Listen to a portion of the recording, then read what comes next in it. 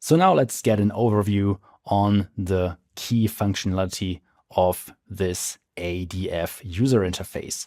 So here we have some hyperlinks helping us with ingesting some data and orchestrating code-free data pipelines. That's nice. And also to transform some data. But wait a minute, if you think of that, and maybe you are a little longer in IT, since 10 years, maybe since 20 years, maybe from the on-premises world, you still remember a pretty similar product that is coming from Microsoft. It's called SSIS, also known as SQL Server Integration Services, which is supposed to run on premises.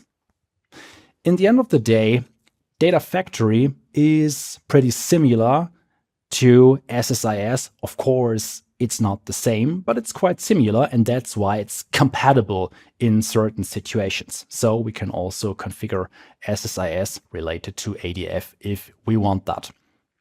Next up, let's click the Author button, or let's try to hit the New button, and you see that we have a decent object model here in ADF that is not so self-explaining. So in the next couple of minutes, we will dive a little deeper on what's a pipeline, what's a data set, what's a data flow, etc., to make sure to understand the object model of ADF.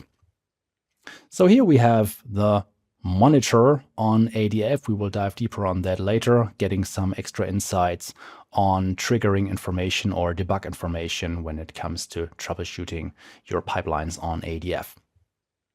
Here we have the management portal, and on this management portal, you can get some information about some things that are called integration runtimes and linked services, some other entities on ADF that are not self-explaining. So in a couple of minutes, we will define what this is and what we can do with that.